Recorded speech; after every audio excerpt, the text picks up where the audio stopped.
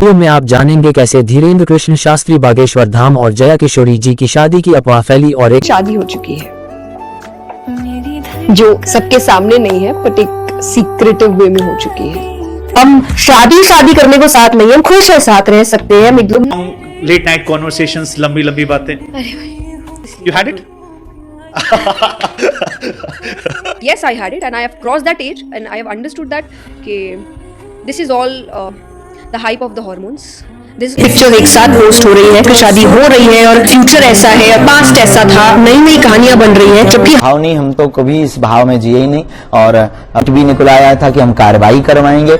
ये चक और एक मनचले आशिक के बारे में जो जया किशोरी जी के पीछे हाथ धोके पड़ा था। कोई भी जानकारी सिक्योरिटी और प्राइवेसी के दृष्टिगत दिया जाना उचित नहीं। ऑडियंस, हाँ जी, ऑडियंस में है, आप जहाँ रह रहे हैं वहाँ है, एयरपोर्ट पे है, तो फिर आपको ऐसा लगने लगा कि कुछ अटपटी चीज है, मुझे मिलने नहीं दे रहे हैं, ये नहीं हो रहा है, वो नहीं हो रहा है। इनडायरेक्टली कमेंट्स करना, फ्लाइट में तमाशे करना, तो जाते उसमें से एक वाक्य उसके मुंह से निकल गया कि पीछा तो नहीं छोड़ूंगा, घर तक जाऊंगा। जया किशोरी जी कितना कमाती है, एक कथा से उनकी इनकम कितनी है, इस पर भी विवाद है। वो इतनी ज्यादा कथा की फीस क्यों लेती है? वो दान पुण्य से कमाए हुए पैसे से महंगी सांसारिक वस्तुएं खरीदती है, वही जनता को लोभ लालच और मोह माया से दूर रहने की शिक्षा देती है। उन्होंने अपने कथा वाचन को कमर्शियलाइज कर दिया। हेलो फ्रेंड्स, कैसे हैं आप? तो हम हाजिर है जया किशोरी जी के विवाद पार्ट 3 में। पार्ट 2 में आपने देखा कि कैसे जया किशोरी जी का लेदर बैग विवाद हुआ और पार्ट 2 में आपने देखा कि कैसे उन्होंने मासिक धर्म पर विवादित बयान दिया। अगर आपने अभी तक पार्ट 1 और पार्ट 2 नहीं देखे तो इसी चैनल पर आप देख सकते हैं, डिस्क्रिप्शन में लिंक दी गई है। सभी दर्शक अभी वायरल न्यूज कंटेंट चैनल को सब्सक्राइब कर ले। तो शुरू करते हैं। इस वीडियो में आप जानेंगे कैसे धीरेन्द्र कृष्ण शास्त्री बागेश्वर धाम और जया किशोरी जी की शादी की अफवाह फैली और एक मनचले आशिक के बारे में जो जया किशोरी जी के पीछे हाथ धोके पड़ा था। जया किशोरी जी कितना कमाती है, एक कथा से उनकी इनकम कितनी है, इस पर भी विवाद है। वो इतनी ज्यादा कथा की फीस क्यों लेती है और इतनी ज्यादा रकम का क्या करती है? आइए जानते हैं जया किशोरी जी शादी और गृहस्थी के बारे में क्या सोचती है। जया किशोरी जी कैसे लड़के से शादी करना चाहती है और उनकी शादी की शर्त क्या है? मेरी शादी हो चुकी है जो सबके सामने नहीं है बट एक सीक्रेटिव वे में हो चुकी है। I think that second one is false. Yes, तो मेरी शादी नहीं हो चुकी है, प्लीज। और ये rumor है कि आपकी शादी हो चुकी है। आप गृहस्थ आश्रम में कब प्रवेश करेंगे? मैं तो करूंगी। आध्यात्म का मतलब ये नहीं है कि मैं शादी नहीं करूंगी, बिल्कुल करूंगी। शादी क्या है? साथ है किसी एक व्यक्ति का साथ जो अंत समय तक आप सोच रहे हैं रहेगा। जब आप शादी करते हैं तो आप यही सोच के करते हैं कि किसी रिलेशनशिप में फॉरएवर बातें हैं, आपको पता नहीं है फॉरएवर होगा कि नहीं, पर जब व्यक्ति जब शादी सोचता है तो फॉरएवर ही करता है कि हाँ भाई, सोचता तो यही है कि आप इसीलिए एक रिश्ते में लीगली बंध रहे हैं। उससे पहले आप लीगली नहीं, इमोशनली बंधे हैं, पर लीगली अगर आप बंध रहे हैं तो आप कम से कम काफी % तक आपकी हामी है कि हाँ चलो लाइफ टाइम रहेंगे। मेरा यही है मेरे पेरेंट्स के साथ कि अगर जिस दिन मुझे मिला कोई ऐसा जो इस चीज को समझ पाएगा और मुझे लगेगा कि हम शादी करने को साथ नहीं, हम खुश है, साथ रह सकते हैं, हम एक दूसरे को समझ सकते हैं, वो मेरे इस पैशन को समझ सकते हैं, मैं उनके पैशन को समझने की कोशिश करूंगी। हम एक दूसरे के साथ सिर्फ प्यार की वजह से नहीं पर सम्मान की वजह से है, तो definitely I will get married. If not, I am happy alone, क्योंकि मेरा काम जैसा है उसको संभालना या उसको एक्सेप्ट करना बड़ा मुश्किल है और उसको लेकर मैं बहुत बदलाव नहीं कर सकती क्योंकि ये एक मेरी लाइफस्टाइल हो चुकी है और ये सिर्फ मुझसे नहीं जुड़ी है, क्योंकि आज कथा है या जो काम मैं करती हूँ वो बहुतों से जुड़ी है। तो इस चीज को लेकर मैं बहुत बड़ा बदलाव अब ला नहीं सकती, तो कोई ऐसा होना चाहिए जो इस चीज को समझे। तो मैंने अभी तक यही शर्त रखी है कि जहाँ भी होगी तो मेरे माता पिता भी वहीं शिफ्ट हो जाएंगे, मेरे आसपास कहीं घर लेकर। तो मैं जहाँ रहूंगी मेरे माता पिता भी वहीं आसपास रहेंगे। नो, जो आपसे अच्छे से प्यार से बात करे, apart from family. No, Or you don't miss that long late night conversations, लंबी लंबी बातें? अरे भाई, I've crossed that age. I need my sleep. You had it? Yes, I had it and I have crossed that age and I have understood that this is all the hype of the hormones. This is not what you want for a permanent relationship. तो जो चीज़ आपको चाहिए होती है ना, मुझे लगता है कि इसलिए भी थोड़ा वेट करना ही चाहिए आपको, और आपको रियलिटी में समझ होता है कि आपको चाहिए क्या। जया किशोरी और धीरेन्द्र कृष्ण शास्त्री दोनों ही युवा हैं और एक जैसे प्रोफेशन में हैं। दोनों के ही देश विदेश में करोड़ों फैन हैं।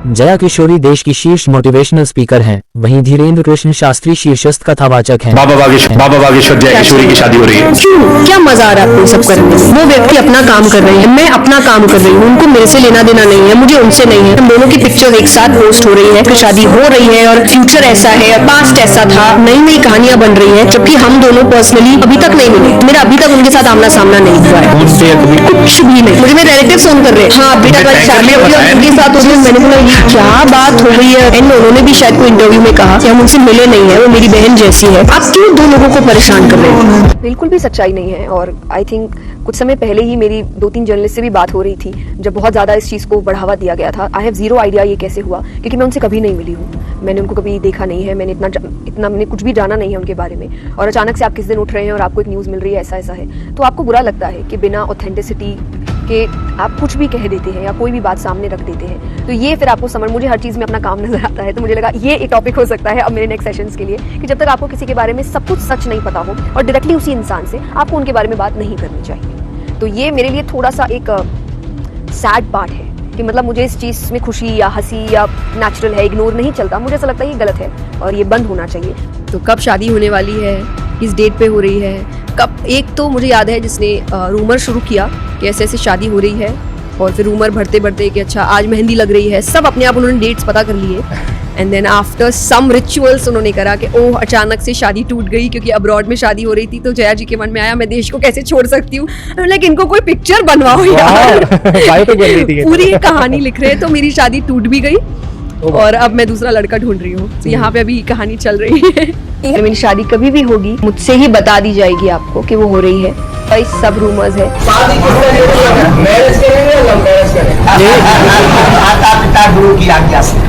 शादी की अफवाह पे धीरेन्द्र शास्त्री जी का भी जवाब आया।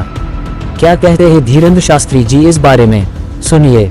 मिथ्या है, हमारा कोई ऐसा भाव नहीं, हम तो कभी इस भाव में जिए ही नहीं।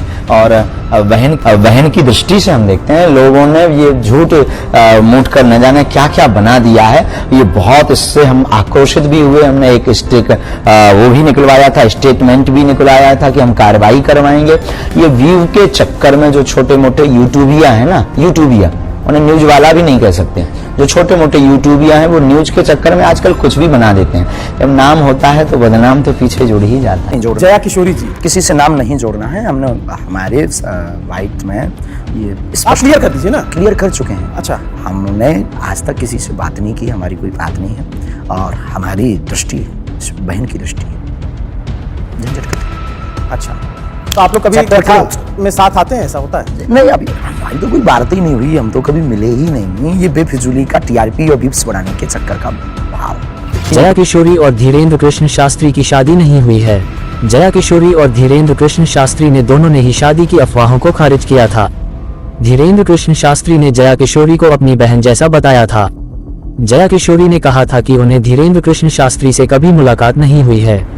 जया किशोरी ने कहा था कि उन्हें इस अफवाह से बहुत बुरा लगा था क्योंकि लोगों ने उनके और उनके परिवार के बारे में सोचे बगैर या उनकी तस्वीरों का इस्तेमाल करते हुए ये झूठी खबर चलाई थी कि आज मैं उनसे कभी नहीं मिली अभी तक। मेरा उनका बागेश्वर धाम सरकार जो आई थिंक धीरेन्द्र शास्त्री जी है, उनसे मैं कभी नहीं मिली। मेरा अभी तक उनसे आमना सामना नहीं हुआ है। और मुझे फर्स्ट टाइम जब पता चला था कि ऐसी कोई न्यूज़ वायरल हुई है, और बुरा मुझे इस बात का लगा था कि ना मेरे से किसी ने पूछा, ना किसी ने इस पर मुझसे बात की, मेरी सहमति है नहीं है, और मेरी पिक्चर उनके साथ सहित ये चीज़ें वायरल हो रही है। तो मुझे लगता है उस वक्त व्यक्ति भूल जाता है कि मेरा परिवार है, मेरे माँ बाप है, मेरे रिश्तेदार है, कि आप इतना तो एक बेसिक रूल ला सकते कि आप मुझसे पूछे कि इस बात में। चलिए इस अफवाह को यही छोड़ते हैं, ये मीडिया का एक काला सच है दोस्तों, है ना। चलिए बढ़ते हैं जया किशोरी के अगले विवाद पर। कथावाचक और मोटिवेशनल स्पीकर जया किशोरी का पीछा करने और जान से मारने की धमकी देने के आरोप में एक होटल व्यवसायी को गिरफ्तार किया गया है। ये कार्रवाई लखनऊ की हजरतगंज पुलिस ने की है। रिपोर्ट के अनुसार जया किशोरी लखनऊ में महिला एवं बाल संरक्षण संगठन के कार्यक्रम में महिलाओं को टिप्स देने पहुंची थी, तभी उनके साथ बड़ा हादसा हो गया। तभी होटल कारोबारी दीपेश ठाकुरदास थवानी अवैध तरीके से कार्यक्रम में घुस गए और मंच पर चढ़ गए। उसने जया किशोरी का अभद्रता करने की कोशिश की थी, साथ ही उसे जान से मारने की धमकी भी दी। मिली जानकारी के मुताबिक आरोपी पिछले कई दिनों से जया किशोरी का पीछा कर रहा था। हजरतगंज थाना जनपद लखनऊ में एक मुकदमा दर्ज हुआ है जो कि स्टॉकिंग और अन्य धाराओं के अंतर्गत इसमें मुकदमा है। इसमें अभियुक्त को गिरफ्तार करते हुए जेल भेज दिया गया है। अग्रिम विधिक कार्रवाई जो है इसमें की जा रही है। अन्य कोई भी जानकारी सिक्योरिटी और प्राइवेसी के दृष्टिगत दिया जाना उचित नहीं है। जानकारी के मुताबिक आरोपी मूल रूप से महाराष्ट्र का रहने वाला है जो जया किशोरी को सोशल मीडिया पर फॉलो करता है। मिली जानकारी के मुताबिक आरोपी पिछले कई दिनों से जया किशोरी का पीछा कर रहा था। आरोपी दीपेश को सोशल मीडिया के जरिए उनके कार्यक्रम की जानकारी मिलती है, जिसके बाद वह कार्यक्रम स्थल पर पहुंचता है। इससे पहले वह हैदराबाद, जयपुर और जालंधर में भी मंच पर पहुंचा था। इन शहरों में भी उसके खिलाफ मामले दर्ज हैं। बताया जा रहा है कि आरोपी दीपेश शिरडी महाराष्ट्र का रहने वाला है। उनका शिरडी में एक बड़ा होटल है। उनके परिवार के सदस्य पश्चिमी अफ्रीका के घाना में कारोबार करते हैं। आरोपी विदेश आता जाता रहता है। जब जया किशोरी जी से इस बारे में सवाल पूछा तो उन्होंने बताया कि पिछली जुलाई में कार्यक्रम शुरू हुआ था स्टॉकिंग का। हाँ जी, तो हमें एक चेहरा ऐसा नजर आ रहा है जो बहुत रेगुलरली दिख रहा है आपको ऑडियंस। हाँ जी, ऑडियंस में है, आप जहाँ रह रहे हैं वहाँ है, एयरपोर्ट पे है, तो फिर आपको ऐसा लगने लगा कि कुछ अटपटी चीज है। दूसरी बात थी कि अगर मैं जो सिक्योरिटी के साथ घूमती है, जिसका आज नाम है, जो आज चाहे तो बहुत जनों को कह सकती है कि भाई मुझे दिक्कत हो रही है, आप प्लीज इसको ठीक करो, वो अगर इस हद तक परेशान हो सकती है तो एक नॉर्मल लड़की क्या करती होगी जिसके पास इतनी बातें नहीं। उसको या तो सबसे पहले घर पे बैठा दिया जाता होगा कि इसलिए तो हमने कहा इतना बाहर घूमो मत, इसलिए तो कहा इस समय बाहर जाओ मत, इस रास्ते से आओ मत। तो इनडायरेक्टली घूम फिर के तो लड़की को ही करना पड़ रहा है। मुझे 2-3 जन कह रहे हैं कि इससे अच्छा शादी कर लो ना, उम्मीद खत्म करो। एंड आई एम लाइक कि जस्ट बिकॉज किसी और को उम्मीद है तो मैं बिना मर्जी के एक और ये सुनने मिलते हैं आसपास से, चाहे आपके रिलेटिव्स में से कुछ हो सकते हैं, चाहे आपके दोस्तों के दूसरे परिवारों में से कोई हो सकता है, तो या फिर आपके आयोजकों में से भी कई आवाज़ें आपको सुनाई देने को मिलती है। तो और सिर्फ ये नहीं, मैं तो कहूँगी कमेंट में भी आते हैं आप, जब जिसकी आप बात करें कि जब ये न्यूज़ वायरल हुआ था कैसा ऐसा हो रहा है, आप कमेंट्स जाके देखिए। शादी नहीं करो तो यही होता है, तो सिंगल रहने बोला किसने, तो इतना घूमने बोला किसने। आपके जो समागम होते हैं, सत्संग होता है, वहाँ पे आता था, फिर वहाँ आना, फिर धीरे धीरे वहाँ तमाशा करना, चाहे पब्लिक से चिल्ला देना या सेम होटल्स बुक करना। जैसे आप कुछ बोल रही हैं, आपने पॉज दिया तो ऑडियंस से, हाँ जी, ऑडियंस से चिल्ला देना कि मुझे मिलने नहीं दे रहे हैं, ये नहीं हो रहा है, वो नहीं हो रहा है। इनडायरेक्टली कमेंट्स करना, सेम फ्लाइट्स बुक करना, फ्लाइट में तमाशे करना तो जाते। उसमें से एक वाक्य उसके मुंह से निकल गया कि पीछा तो नहीं छोड़ूंगा, घर तक जाऊंगा। और वो बात ने मुझे बहुत डरा दिया था। और उस दिन मैंने अपनी पहली कंप्लेन करी थी कि हमने पहले नॉर्मल कंप्लेन किया, फिर हम जालंधर की कथा गए, वहाँ भी हमने एक और कंप्लेन किया, पर चीज़ें रुकी नहीं रही। क्योंकि इस वक्त फिर जब कहते हैं ना, आपने जो एग्जैक्टली कहा कि पहली बार में आप आवाज़ उठाइए, क्योंकि उनको ऐसा लग रहा है कि हम आवाज़ इसलिए नहीं उठा रहे क्योंकि हम डरते हैं, हम कमज़ोर हैं, और एक्चुअली हम इसलिए नहीं उठा रहे क्योंकि हमें ऐसा लग रहा है कि आपकी पूरी लाइफ खत्म हो जाएगी आप जो कर रहे हैं उसके कारण, और आपके साथ साथ आपका पूरा परिवार खराब हो जाएगा। और उन्हें ऐसा लगता है हम कमज़ोर हैं। तो एंड में फिर लखनऊ में जब मेरा कार्यक्रम था, और वो बाय लक पुलिस का ही कार्यक्रम था, वो एक प्राइवेट इवेंट था, कोई पब्लिक इवेंट नहीं था। वहाँ सारे police officers, commissioners, DGP, IAS, collector यही आए हुए थे, और उस प्राइवेट प्रोग्राम में उसने एंट्री ली थी। और फिर वो स्टेज पे जब आने की कोशिश कर रहे हैं तो ऑब्वियसली जब फिर जो तमाशा हुआ, जो मैं पूर्ण रूप से, जैसा मैंने कहा, कार्रवाई हो रही है, वो पुलिस के सामने ही हुआ। और उन्होंने फिर अपनी कार्रवाई की। आई एम वेरी हैप्पी कि उन्होंने ऑन स्पॉट ये चीज़ करी, चढ़ने नहीं दिया स्टेज पर, और ज़्यादा हमने इवेंट को भी रोका नहीं, तुरंत से वो लेकर चले गए। उस दिन हमने फिर FIR करी। कहीं ना कहीं मुझे ऐसा लग रहा है फिर उस वक्त जो आप विमेन एम्पावरमेंट की बात कर रहे हैं, और एक औरत होकर अगर आप चुप हैं, तो मैं कहाँ किसी औरत को ये बोल सकती हूँ कि आवाज़ उठाओ। जब मैं इस पोजीशन पे आके आवाज़ नहीं उठा रही हूँ, तो मैं फिर जो उस पोजीशन पे है भी नहीं, उनके पास शायद उतना पावर नहीं है, उतने लोग उनके आसपास नहीं है, मैं उनको कैसे कहूँगी आप आवाज़ उठाइए। जया किशोरी जी कितना कमाती है, एक कथा से उनकी इनकम कितनी है, इस पर भी विवाद है। वो इतनी ज्यादा कथा की फीस क्यों लेती है और इतनी ज्यादा रकम का क्या करती है। ये विवाद भी सामने आया है कि वो दान पुण्य से कमाए हुए पैसे से महंगी सांसारिक वस्तुएं खरीदती है, वही जनता को लोभ लालच और मोहमाया से दूर रहने की शिक्षा देती है। देखते हैं क्या है ये विवाद। आपने अपनी कथा वाचन को कमर्शियलाइज कर दिया। अब आप एक इवेंट का 9 लाख 10 लाख रुपया लेती है, विच इज टू एक्सपेंसिव। तो ये मैंने कोई स्टार्टिंग से नहीं, मैंने हमेशा से, मैंने कहा जो आप मेहनत करते हैं, आप डिजर्व करते हैं, वो चीज़ हुई है। मैंने कभी स्टार्टिंग से, मैंने शुरुआती तौर से ये नहीं कहा कि मैं सिर्फ एक संत हूँ या साधु हूँ। मैं मेरा परिवार है, मेरे ऊपर जिम्मेदारियाँ हैं उन परिवारों की। लेकिन जब आप 100% कहीं पर देते हैं, लेकिन वहाँ से अगर आपको कुछ भी इनकम नहीं हो रहा है, तो आप ज़्यादा समय तक वहाँ नहीं रह सकते, अगर आप गृहस्थ से हैं तो। प्लस हमारे पास 20 से 25 लोगों की टीम है सिर्फ कथा के लिए। जिसमें सब कुछ आते हैं, आर्टिस्ट भी आते हैं, म्यूजिशियंस आते हैं, साउंड सिस्टम आता है, डेकोरेशन आता है, जिन सबका घर इससे चल रहा है।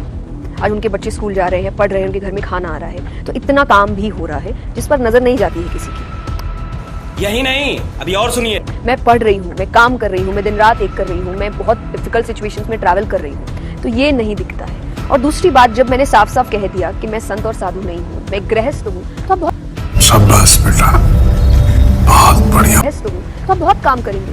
आप ट्रांसफॉर्म करने के लिए 10 चीजें कर सकते हैं, बट मैं आपको नेगेटिव बातें सिखा रहे हैं, उनको भी आप लाखों रुपए दे सकते हैं। तो जो एक्चुअली आपके घर में संस्कार ला रहे हैं, सकारात्मकता ला रहे हैं, भगवान को लेकर आ रहे हैं, आपको खुश रख रहे हैं, उनको कुछ देने में आपको क्यों प्रॉब्लम है? अच्छे से जियो, काम अच्छे से करो। मैं कभी लोगों से ये नहीं कहती मेरी कथाओं में कि कई बार जैसे आपने कहा कि इतना लेते हैं उतना लेते हैं, मैं उन बातों को इतना बाहर नहीं लाती कि आप जब बुक करेंगे तो आपको पता चल जाएगा। वो कोई चुपचाप बुकिंग नहीं हो रही है, ओपनली हो रही है, कॉल्स पे हो रही है, वेबसाइट्स पे हो रही है, तो यानी कुछ छुपा नहीं है आपसे, जो है आपके सामने है। अगर मुझे किसी चीज का डर होता तो मैं छुप कर ये काम करती, मैं कहती नहीं नहीं ये इधर है वो उधर है, ऐसा कुछ नहीं है। जाऊंगा बेटा, छठी का दूध याद दिला दूंगा, भगवान के नाम का उपयोग करता है, अच्छा धंधा है। नॉट आध्यात्मिक लोग स्टार्स क्यों नहीं हो सकते? और मुझे लगता है एक्चुअल स्टार्स तो वही है जो आपके लाइफ को ट्रांसफॉर्म कर रहे हैं। आपको सिर्फ एंटरटेनमेंट नहीं मिल रहा है, आपको खुशियों के साथ साथ मनोरंजन के साथ साथ जिंदगी बदलने का मौका मिल रहा है। इनसे बड़े स्टार्स तो दुनिया में कोई नहीं हो सकते। तो एक युवती एक साधु के पास गई और बोली, महाराज आपने एक प्रवचन में कहा था अहंकार ही सबसे बड़ा पाप, पर जब मैं शीशा देखती हूँ तो सोचती हूँ मैं कितनी सुंदर, तो मुझे बहुत अहंकार हो जाता, मैं क्या करूँ? साधु ने कहा, बच्चा गलत फहमी कोई पाप नहीं। हाँ तो नहीं बताऊंगी, पर मैं ये जरूर सबसे कहती हूँ कि जो भी बुकिंग नंबर्स है जो ओपनली दिए गए हैं वेबसाइट वगैरह में है, अच्छा, आप कॉल करिए, वो आपको पहले वाक्य में ही बता देंगे, वो किसी से छुपा नहीं है। और उसमें कोई भी ऐसी बात नहीं कि आधा ऐसे आप वहां जाके इधर आने की बात नहीं, भाई जो है वो है। तो मैंने ये बात है कि ओपनली हाँ जो सच है वो है, बाकी मैं अपना काम कर रही हूँ, अपना टैक्स पे कर रही हूँ, जिनको जानना चाहिए वो गवर्नमेंट को सब जानकारी है, बाकी को जो करा रहे हैं उनको जानकारी होनी चाहिए। बाकियों को सिर्फ अगर ये है कि कैसे क्या, तो वो मसाला तो आपकी मेहनत की कमाई है भाई, हर किसी को नहीं समझ आती, क्योंकि सबको ऐसा लगता है इसमें मेहनत है ही क्या, बताऊंगी। पर मैं ये ज़रूर सबसे कहती हूँ कि जो भी बुकिंग नंबर्स है जो ओपनली दिए गए हैं वेबसाइट वगैरह में है, अच्छा, आप कॉल करिए, वो आपको पहले वाक्य में ही बता देंगे, वो किसी से छुपा नहीं है। और उसमें कोई भी ऐसी बात नहीं कि आधा ऐसे आप वहाँ जाके इधर आने की बात नहीं, भाई जो है वो है।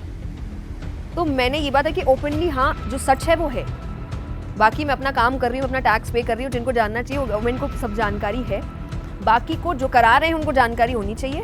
बाकियों को सिर्फ अगर ये है कि कैसे क्या, तो वो मसाला तो आपकी मेहनत की कमाई है भाई, वो हर किसी को नहीं समझ आती, क्योंकि सबको ऐसा लगता है इसमें मेहनत है ही क्या। वाचक जया किशोरी एक कथा के लिए कितने रुपए चार्ज करती है? जया किशोरी जी को अपने मोटिवेशनल स्पीच श्रीमद् भगवत गीता पाठ करके भजन गायिका और तो और यूट्यूब चैनल से काफी मोटी रकम प्राप्त हो जाती है। इनके कथा गायन के तो कई वीडियो भी रिलीज हो चुकी है। इतना ही नहीं, जया किशोरी जी को देश के बड़े बड़े समारोह में खास आमंत्रित करके बुलाया जाता है। इसके लिए भी इन्हें अच्छा खासा रकम भुगतान किया जाता है। अगर उनकी इनकम की बात करें तो जी न्यूज के एक रिपोर्ट की माने तो श्रीमद् भगवत गीता पाठ का प्रवचन करने और नानी बाई का मायरा के लिए इनकी टीम करीब 10 लाख रुपए की फीस वसूलती है। इनमें से आधी फीस वो कथा के बाद और आधी कथा से पहले लेती हैं। और इस हिसाब से अगर साल का हिसाब लगाए तो करीब 2 करोड़ निकल कर आता है। लेकिन इस कमाई का बड़ा हिस्सा वो नारायण सेवा संस्थान जयपुर को दान कर देती हैं, जो कि दिव्यांगों के लिए नकली हाथ पैरों के निर्माण करते हैं। तो फ्रेंड्स, जया किशोरी के विवाद पार्ट 3 यहाँ पर खत्म होता है। तो अब मिलेंगे अगले पार्ट 9-4 में। पार्ट 4 में आप जानेंगे जया किशोरी जी के बचपन के बारे में। पार्ट 4 के लिए कमेंट्स लिखें। आगे देखिए जया किशोरी जी ने कैसे एक डांस प्रोग्राम से भजन सिंगिंग का सफर तय किया और एक कथावाचिका कैसे बनी। वीडियो को लाइक करें। Please viral news content YouTube channel को अभी सब्सक्राइब करें। वीडियो को पूरा देखने के लिए धन्यवाद।